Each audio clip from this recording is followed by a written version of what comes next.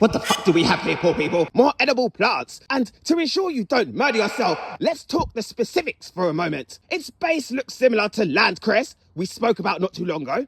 Towards the flowers, we have a different leaf structure, more akin to a spearhead. Tiny white flowers, and at certain times of the year, we'll even have exploding seed heads, which sounds more fantastic than it actually is. Although, it's the reason why this plant is so fuckingly disgustingly abundant and is considered a filthy weed. This is in fact called hairy bittercress, or rather Cardamine Hirsuta. Said to taste slightly peppery. If you're accustomed to the taste of watercress or rocket, you should be familiar. It is not at all bitter, which is solid evidence that suckling milk from the teat of weaming goats in fact doesn't negate people from naming things they are mindlessly bumping into.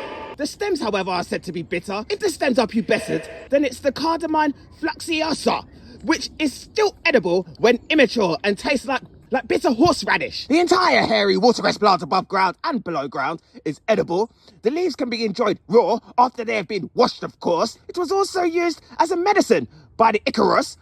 They mashed the roots and used them to treat headaches, colds, to encourage the appetite for heart problems and injuries.